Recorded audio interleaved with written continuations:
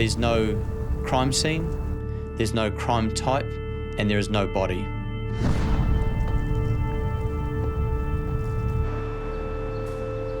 We didn't handle missing persons well in those days.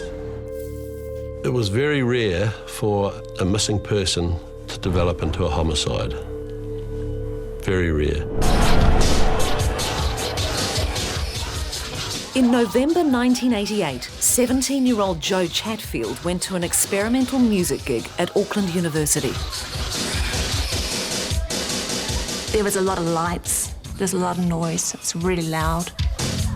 She was out to have a good time, and she was on the dance floor at that gig that night. And suddenly she disappears. Nigel and I offered Joe a ride home. Joe walked off, and that's the last time I saw her. It comes back to the policeman's nose for trouble, really. Something doesn't seem right about this. Where did Joe go after she was last seen walking away from the university gig? People don't just walk out of their life and disappear. It just doesn't happen. 32 years after Joe Chatfield disappeared without a trace, police believe it's never too late to solve a cold case, but your help is imperative. We have brought together a specialist team to review some of New Zealand's most haunting unsolved investigations. They'll use their skills, expertise, and up-to-date technology to look at things with fresh eyes. For those involved over the years, it's a constant torment that the case didn't get solved. Since I started working on this, I think she always stays with you. It seems as if there's this solemn figure that's there that just stays with you. I got a call at home, and immediately my heart just started pounding. I thought, oh my gosh, they found her. And no, we're reopening the investigation. 3 decades on, police believe the passing of time gives them a distinct edge. Can you help us solve the disappearance of Joe Chatfield?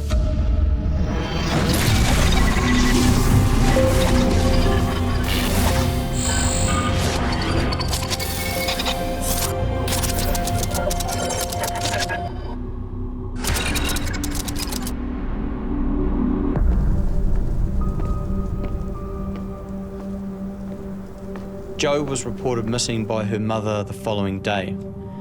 She was concerned because she'd had no contact from Joe. There was the plan or expectation that Joe was coming home that night.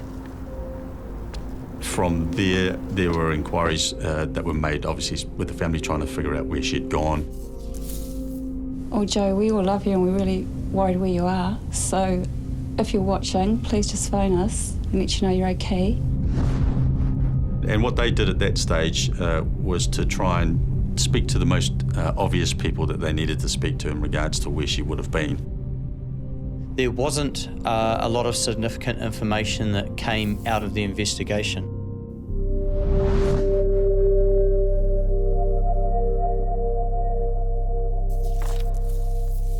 As a young child, Joe grew up in the Mangere Bridge area, and she had a really great Kiwi young person's upbringing or lifestyle. She lived with her mum, and she had a really close relationship with her mum. We were just like peas in a pod. She had lots of kids come and play because she was an only child. She had a sandpit and her grandfather made her a swing. We had heaps of grass to play, teach the kids how to do cartwheels. Really lovable, easy child. Joe was in love with language and words from a really early age. We know that as a young child, she was always writing. In the sixth form, she finished second to top in her journalism class, and we know that she wanted to continue with that passion. She was really a loving kid. Some of the things that she did were quite remarkable. An elderly lady that she would visit on a regular basis, take her gifts and things like that. You know, like for a 17-year-old to have that compassion to be able to do something like that, you know, it probably speaks volumes for the way she was brought up. At 17, Jo was like most teenagers, in a hurry and eager to find her own path in life. Things were definitely changing for Jo in the sixth form year. It became quite apparent that she became very interested in the punk movement. Music was starting to become really important in her life. She liked the Sex Pistols. She idolised Sid and Nancy, and she had a bass guitar. She loved that. She was starting to really want to push those boundaries. She wanted to be able to go out and about. She wanted to be spending time in town at gigs. She's been previously described as being gregarious, and I love that word because from what I know of Jo from the file, I can see that she's incredibly social, she's confident, she wanted to get out there, she's wanting to explore a new scene, and nothing really was going to hold her back. Like most 17-year-olds, she just thought she should be able to do what she wanted to do, when she wanted to do it. Jo had arranged to move into a flat. It was situated above the hard-to-find bookstore in Onehunga. She was incredibly excited about this move, and she talked to a whole lot of family and friends about that. As teenagers, we felt really different, and I guess Jo, like all of us, expressed that in the way that she dressed and the way she presented herself. She had a shaved head on both sides. She would regularly spike her hair with Lux Flakes. Sometimes it was pink, sometimes it was green, just depending how she felt. And she'd often wear a collar, like a leather studded collar. She loved fishnet stockings and sort of old vintage clothing. That was her, and it was about her expressing herself and being part of that free spirit and finding out who she was as she was starting to grow into a young adult. The only thing I did worry a little bit, because she had such a punk image, I thought someone might turn around and bash her up, and she wasn't a girl that's going to be capable of fighting back. I guess like all teenagers, we were no different. The fact that we looked different didn't mean that we were different on the inside, we were just different on the outside. So we still cared very much about things in the world. Perhaps we even cared more. I just always remember her being out on the streets, getting people to sign petitions. You could regularly see Jo in Auckland City trying to sign people up with respect to the anti-vivisection movement and trying to gain support to get people to stop the experimentation that was taking place on animals. Jo was a punk with soul, a lot of feeling, and yes.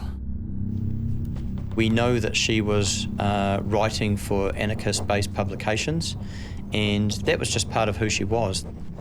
It was a difficult time probably for us because we didn't feel like we were accepted, but then also at the same time we kind of didn't want to be accepted. We didn't want to be part of that world out there. During the day of the gig, Jo spent her time packing and moving some of her belongings into her new flat. She was excited with this bid for independence. She'd come around and had dinner with me and Andy and my brother. She was in a real happy state of mind. We'd been helping her move stuff that day. So my brother had a van, and I got her some groceries to go to the flat, and she gave me a hug, and she just toddled off. It would have been around about 7:30, 8 o'clock-ish.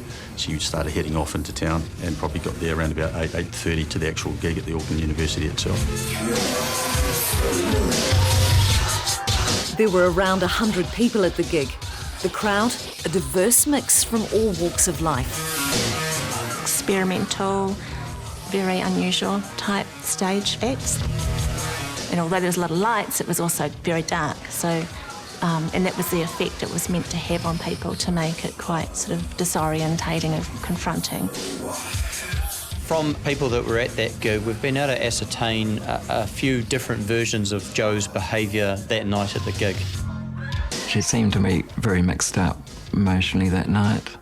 She definitely seemed a little bit, there was something going on. I think Jo was not acting in any unusual ways. Happy or not, she was a mixture of emotions like we all are at times. At the same time, she seemed to be like she was out to have a good time. I remember her moving around the dance floor and interacting. She was last seen leaving the Auckland University just a little before midnight. Nigel and I offered Joe a ride home because it was late and Nigel had a car. She just seemed like she was just floating and seemed to be in a bit of a stubborn mood. Joe said no. She walked off in one direction and we went home in the other. And that's the last time I saw her. From there, we don't have any other information with what's happened to Joe from that point in time. Having Joe disappear like that just into thin air was very, very scary when you're, quite young, and it seemed that the adults weren't taking responsibility for it and no one was listening to us. They thought that she'd run away. That was the story that we heard. We'd heard that Joe was most likely going to turn up. And we definitely didn't feel that way at all.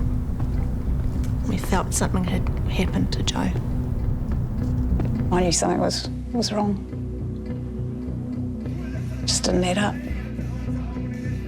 We've got a 17-year-old girl who's in the prime of her life, starting to find some independence, who attends a gig at Auckland University. She leaves that gig and she just disappears. Somebody knows what happened to Joe 31 years ago.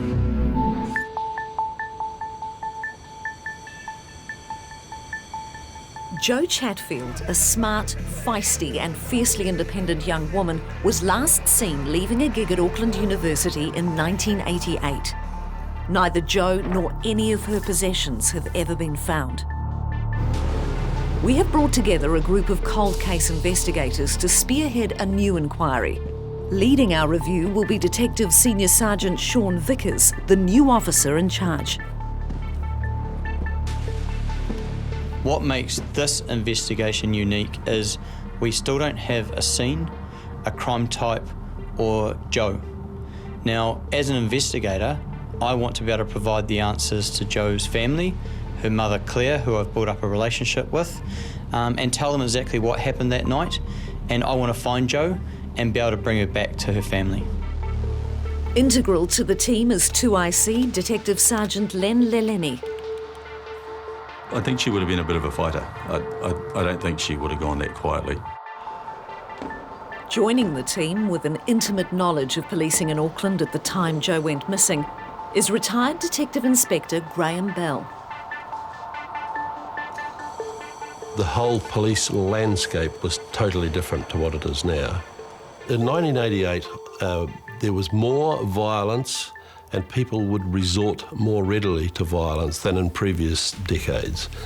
And I think that was just part of all of the social upheaval that was going on.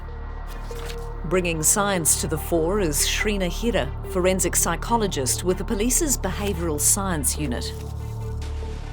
I think a lot of young people have this sense that they can take risks and nothing will happen to them, or they minimise the risk level when they kind of interpret the danger. So I think Joe was certainly a person who was taking risks and also felt like she should be able to take those risks. 4 experts, 1 cold case. It's time for the investigation to begin. We will also be looking to you, the viewer, to help solve the case of Joe Chatfield.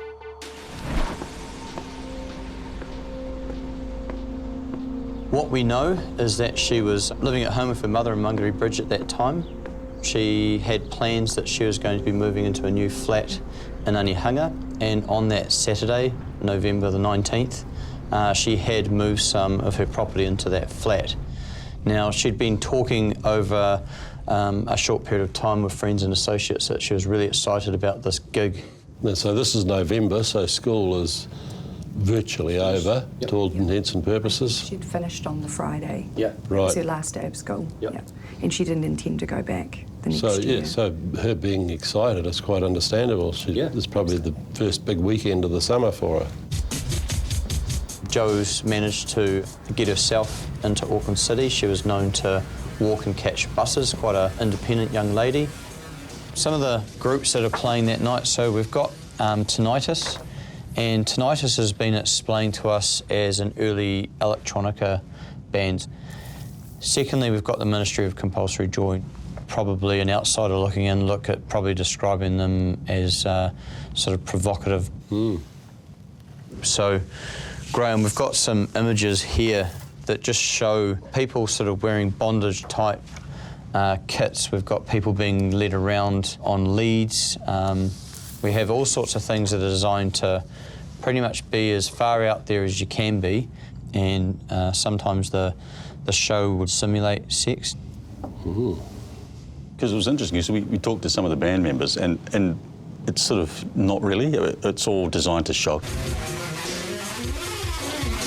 We know from witness accounts that Joe's mood seemed to be up and down while she's present at the gig.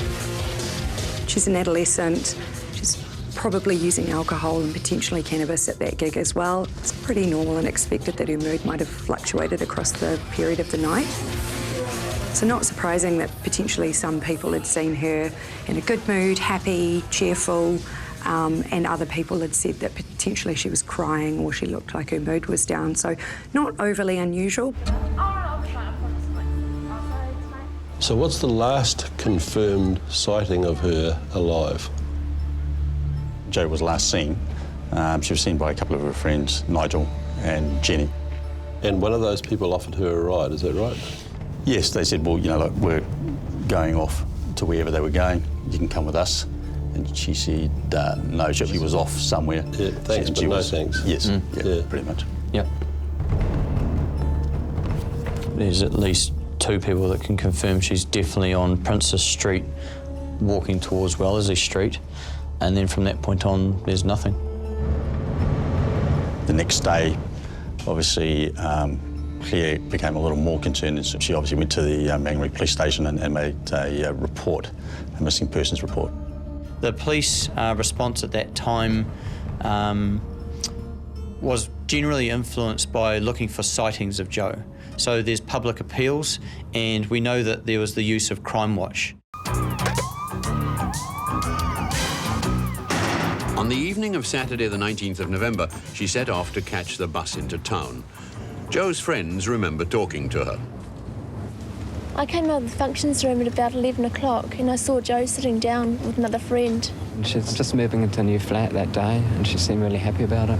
Now, there were sightings of Jo all over New Zealand, from Westport through to Auckland, through into the Central Plateau.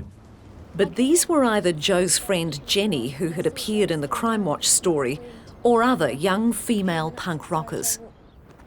Sightings can be notoriously unreliable. Some people see things, some people don't see things but think they've seen something. Some people just make them up. It's unbelievable, but it happens. There must be people watching this programme now, and even perhaps Joanne herself, who could set those fears at rest. If you're among them, please do call. The unfortunate aspect of that appeal to her to come forward is that the police have unwittingly said to the public, we think this girl's done a runner. She actually is still alive. Yes. She's probably in New Zealand, living somewhere. Troublesome, and they just want. Yep. And so public sympathy and concern about her has probably evaporated at that moment.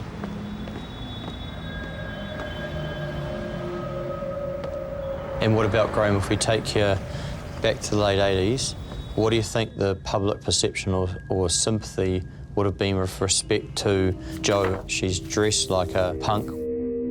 I'd say the public sympathy would have been virtually zero. Most people didn't have much patience for punk rock in those days. The punk rock thing had arrived and there were people walking around with safety pins in their noses and mohawk haircuts and big coloured hair. We'd never seen that in New Zealand before, and some people didn't like it. It wouldn't be unusual to see her with a rat sitting on her shoulder. I think it's really important to recognise that the social climate back in the 80s is really different to what it is now. Historically, there may have been a lot of judgment around the punk scene and also the aesthetic that goes with that and the attitudes that people had, and I think people's views on that are very different now and a lot more accepting of those differences. So it's an entirely different world. Yeah. If you're dealing with a missing person file, what are the investigative tools you got available in 1988? With a missing person like this, really all you're left with is wearing out shoe leather and radial tyres, basically knocking on doors, asking people, area canvass. Nothing was computerised. People didn't have cell phones in those days. No one had cell phones. It was notebooks, it was typewriters, and that was pretty much it. The original team was up against a combination of wannabe sightings, fewer tools at their disposal, a conservative social climate, and the public perception that Joe was simply a runaway teen. But there was also another hurdle for the 1988 investigators. The aggravating factor was that she went missing in the Auckland Central District, and her disappearance was reported in the Manukau Police District. Right. And somehow there's been a disconnect between those two districts. There was some effort at South Auckland, and as laudable as it may have been, but I think that if it had been better appreciated at the time just how sinister this disappearance was, the balloon would have gone up and there would have been a major investigation. It didn't get the attention it deserved. So where can the cold case team take this case? Can their combined expertise finally provide answers for Joe's family and friends? On the brink of starting a new stage in her young life, teenager Joe Chatfield vanished after attending a gig at Auckland University in November of 1988. To advance the investigation, the cold case team must re-examine all the possible explanations into Joe's disappearance. The first one that comes to mind is suicide. We don't have any definitive way to be able to predict someone's suicide risk, but there were certainly features about Joe that we might recognise as lower risk factors. There were certainly things like having future goals, setting up a new stage of her life that she was actually looking forward to, and also she didn't have a huge mental health history in terms of mood disorders or anything like that. That would give us an indication that that would be something she was considering. I feel like if she were going to go down that path, she'd document the fact and the reasons why, so it was quite clear, you know, what stand she was taking and why she was doing what she was doing. I think quite comfortable to say that we're probably all in agreement that suicide's very unlikely. Could a 17-year-old orchestrate her own disappearance? Would Joe have done that? Unlikely, I think. There are a lot of different things around her behaviour that would indicate that she had no intention of wanting to be away from the life that she had. We know she wanted to be more independent, but she was actually getting that. And what means would Joe have had to travel overseas? Did she have a passport? Yes, so she had a passport, but her passport was still in New Zealand and accounted for. If we know that she hasn't touched her bank accounts. Yeah, I think that the whole self-disappearance thing is the chances of that having happened are virtually nil. Yep.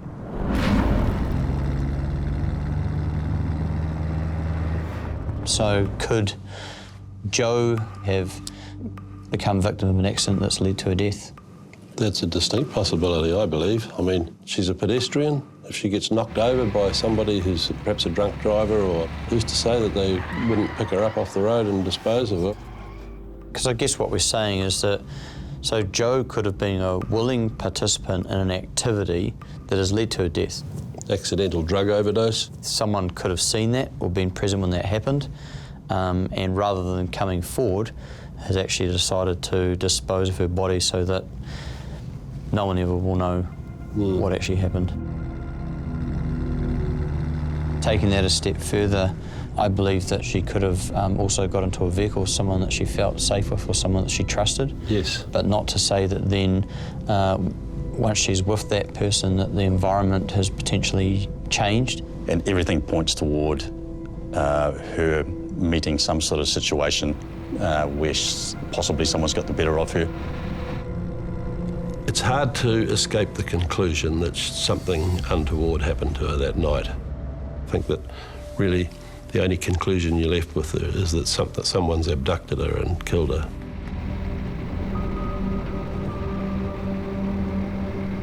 The cold case team firmly agree Joe has most likely been the victim of foul play. Can studying her victimology provide more detail? She was 17, she would have had a sense of invincibility, feeling like she could do whatever she wanted. I would have thought that she probably thought she had the right to walk wherever she wanted, whenever she wanted, without sort of any problem at all. So she had a sense of confidence around being around at night alone. And she's not worldly. There's a lot of very predatory men hanging around the city at night. Being in that environment after midnight presents a reasonable risk for a young female walking around Auckland City. Her interest in exploring some parts of herself may have also driven her to take some risks that maybe she may have calculated wrongly. At that age, it's very difficult to get those things exactly right. I think she did socialise with quite a wide group, and I think she befriended different individuals at different times for different reasons. A lot of those people that she was spending time with had a lot of history of drug and alcohol use and had a lot more experience in some of those things than she did. If you were talking about probably coming across unsavoury characters while you're out socialising, she may not have had the skills to be able to deal with some of those sorts of things, despite the fact that she presented as if she could. Basically still a schoolgirl. Yeah. Yeah. But she was routinely putting herself in situations that might present as risk, going to gigs where she might have been safe and she might have felt like she could manage her alcohol intake or her drug use, but with a lot of people attending those gigs that were unpredictable. I think we have to consider that because of the social choices, that does present as a moderate risk of her being a victim of crime. It wouldn't have been unusual for a punk to be sort of singled out and I guess experience some aggression from people who didn't agree with what she stood for or how she dressed. Was Joe a target? Confronted with few leads, the team re-evaluate the teenager's personal letters and police interviews. A significant statement from the bartender who's at the gig at Auckland University, and he spends some time talking with Joe and describes that interaction in quite some detail. They found it quite personable and quite coherent. But it was clear that her night was reasonably young. She was obviously looking for the next place to go to. I think the statement from the barman who spent some time with Joe that night is really significant to the investigation. We know from his account that she's in a good mood, she's lucid, and she has intentions that she wants to stay out later that night. I think it's quite likely that she might have wanted to go to another gig alone. She's open to the wilder side of life, if you like, and so it mightn't have been that hard for someone to cajole her into a car. Yep. If people had offered her a ride and potentially offered to take her to another gig, I think she would have been motivated enough to get into a car with a stranger, with someone that she didn't know. The dangers facing Joe that night were very real. Just by being a normal, adventurous teenager, she was exposed to all kinds of risks. Can you, the viewer, help pinpoint her movements that night? So if she has attended another gig that night, how did Joe get to that gig? What was Joe doing while she was there? Do you know who Joe left the gig with? Unlike most investigations where detectives hone in on a scenario or offender, the cold case team is certain the answers in the Joe Chatfield case lie in broadening their inquiries. It's that small piece of information that someone's sitting on that they don't think is relevant that quite often breaks open a case. The reinvestigation is obviously bringing up new information that is starting to cast a wider net around the Auckland gig scene or the music scene. Well, it was quite a large and quite a vibrant scene happening, and it was split into a whole lot of sub-tribes or sub-groupings of music, I suppose. You had the more old-school stuff like the Glue Pot and those sort of old rock and roll bands, Hello Sailors of the World and that sort of thing. And then you had a big dance thing happening, and mostly around the centre of the city with a few clubs. And then you also had the alternative scene. The alternative had split into several sub-scenes as well. It was like the hardcore punk scene going on. So if we're talking about hard punk, describe to me what that looks like. Oh, loud, fast, heavy, guitar-based. You'd have, riffing guitar, short songs, very energetic. Bands on stage making very, very loud noises, yelling at the microphone, that sort of stuff. And, I mean, some of it was great. Some of it was also just sheer noise. But the bands themselves tended to be, despite the fact they were making really aggressive music, they tended to be pussycats. But the crowds could get quite aggressive. Some people in the punk scene did not talk to police in '88. But time and a recent $50,000 reward has prompted what could be a vital new lead.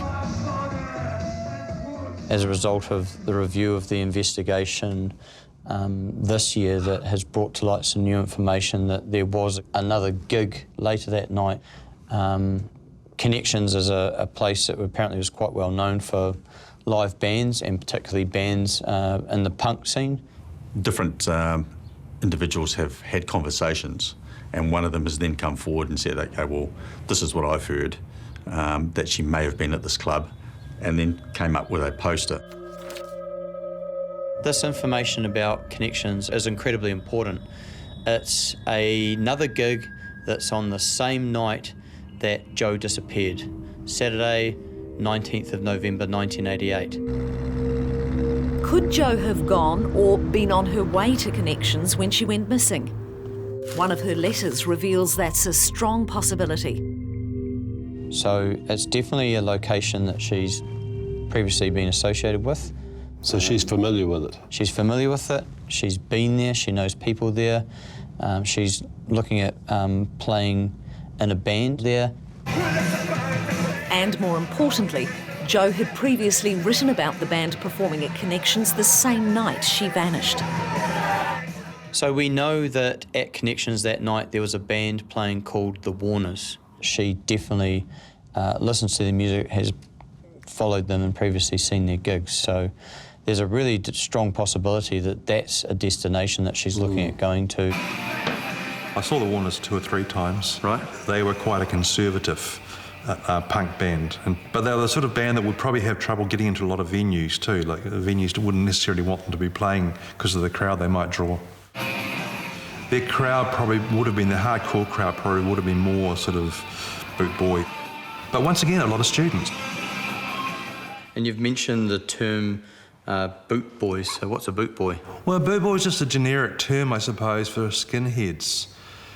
And skinheads came in all varieties as well. You had like very mellow guys who just liked dressing that way and were into the music. But then you had this faction who latched on to the fact that they had steel cap boots on, and there was a lot of violence at some of the clubs because of it. The gigs I always felt were more and more dangerous. Inside was incredibly safe, but outside the people that weren't allowed into the venue could sometimes get out of control.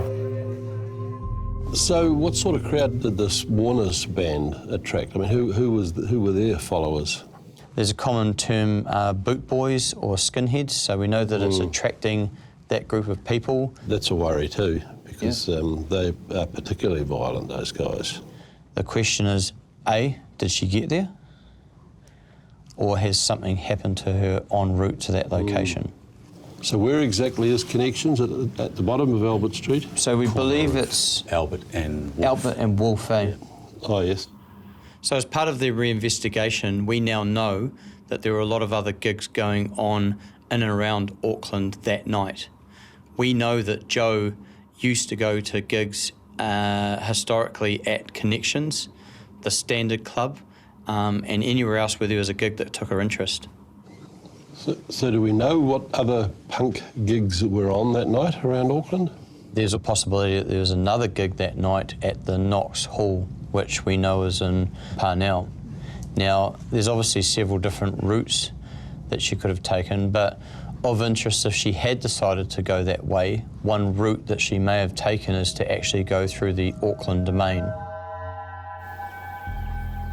And so she ventures out into the city, which at that time is being frequented by some very dangerous and sinister people. The The cold case team has established Jo wanted to continue her night and was in walking distance to a number of venues she'd been to before. Travelling to any one of those could have exposed her to extreme risk. Graham, you're there, you're the senior sergeant in Auckland City at that time.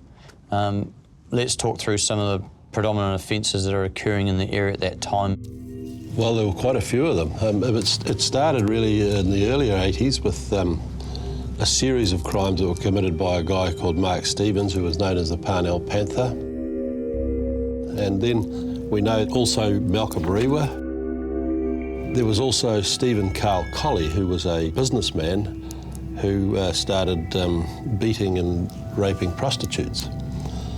And Joseph Thompson, he started raping people and was active for many years and eventually got convicted of multiple charges of rape on a whole variety of people. Young girls are always going to be at risk if they're out and about in the city on their own. The fact that she was likely alone walking in the CBD area through areas where sex workers might have been working and walking around as well, it wouldn't be unusual for her to potentially have been mistaken for a sex worker. Has she actually been approached by, a sexual predator with ill intentions, and that's how the contact's been made, and she's potentially gotten into a car and been driven off to her death?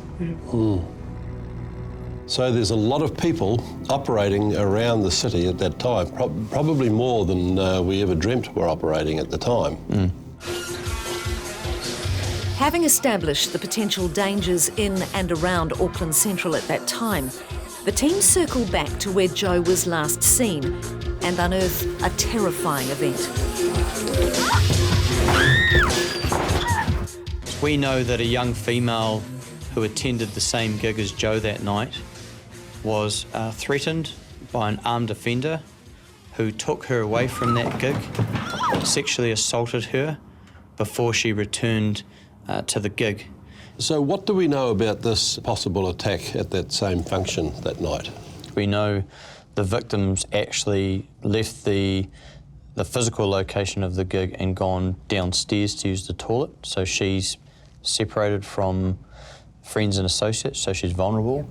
And from what I understand, at that point he's grabbed her neck. He's also threatened to kill her if she didn't comply, so she's felt quite compelled to go along. Well, yeah, she was virtually dragged or compelled to go with him. I think he's grabbed her from behind, back of the neck and arm, and just sort of marched. That's pretty out there. That's serious offending. And quite brazen. Yeah. That's very worrying. We know he's come back to the gig because he's brought her back and basically walked off and left her. And we've got that same scenario of Jo at the end of the gig. Here's a girl on her own, no one else around, and if that's the MO of that male offender, she's there right for his approach and subsequent offending. A concern for us as police is that if we have an offender who's brazen enough to attack a young woman at that gig, remove her from that gig, potentially has he re-entered or returned to that gig and is still interested in pursuing his intent, which is to violently harm, sexually assault young females. So she could have walked right into this guy's path. Yep.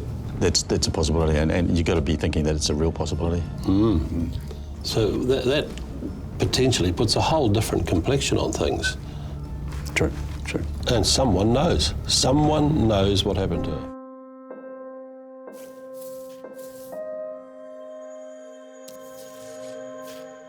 Over 3 decades ago, a free-spirited, intelligent young woman vanished without a trace.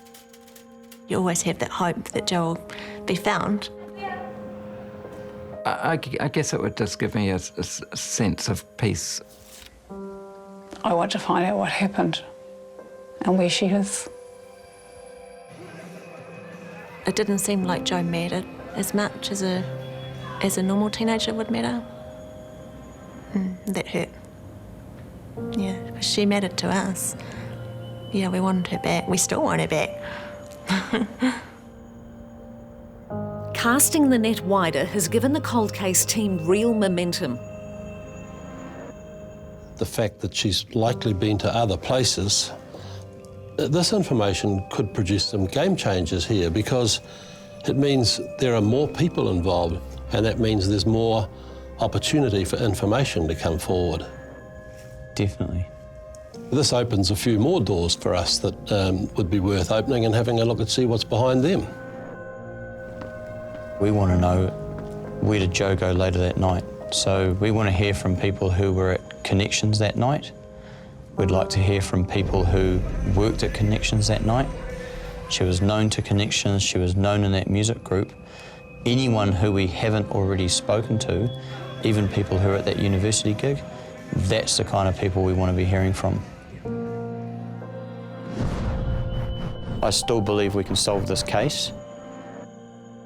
Over time, sometimes people's memory gets refreshed, or things that they didn't think were important to police at the time are still sitting on the back of their mind. So we're wanting people to come forwards with any information that they have. Did you see the Warners play that night? And also, if anybody had any photos of the Warners at Connections that night, photos from the gig, those things might also be helpful to us as well. All those little tidbits that you've got tucked away, I mean, may not mean anything to you, but may mean a lot to us. There may have been people who've been spoken to in the past by police, and they may not have offered all of the information they had. It actually could be the game changer. That's that one piece of information that's going to open up this entire investigation, and it may result in us being able to find Joe. And also people that may have been at the gig that at the time didn't want to come forward because potentially they were underage, or they may have been engaged in some other behaviours that they might not have wanted to come to police attention. Yeah, and I mean, we have that conversation with people all the time. No matter what your behaviour was, your insecurities, your inhibitions were at that time, Joe's bigger than all this. There's a bigger thing out here, and it's about getting closure for Joe's family. It's all about just trying to sort out what happened to Joe. It's looking at that age group back then that would now be their late 40s. And well, hey, you know, if it was your daughter, wouldn't you want to know what happened? Exactly. Yep. So you're talking 30 years, so if you didn't have kids then, you certainly have kids now. And the one thing that I know about that is that when you have children, everything changes. And so your compassion for kids and just understanding the mum's position, Claire, I'm sure it sort of motivates you on its own to be able to want to get in touch with us if they know something. It's highly likely after the passage of so much time that somebody has unloaded some information to somebody else that needs to be unloaded to us, basically. Yeah. And that would be the key to unlocking the whole thing. Yeah. I mean, everything that you've just said and everything that I've read about Jo, she's a pretty neat kid, and she's someone that you'd probably want to have in your camp. She'd have your back and she'd fight for you. The guts of this is that she was not on her own that night at the end. She was with somebody. Somebody knows what's happened to her or who she was with. All we need is the tiniest sliver of information that is going to set us on a path, that's going to bring all of those fantastic tools into operation, and someone is going to answer for her disappearance.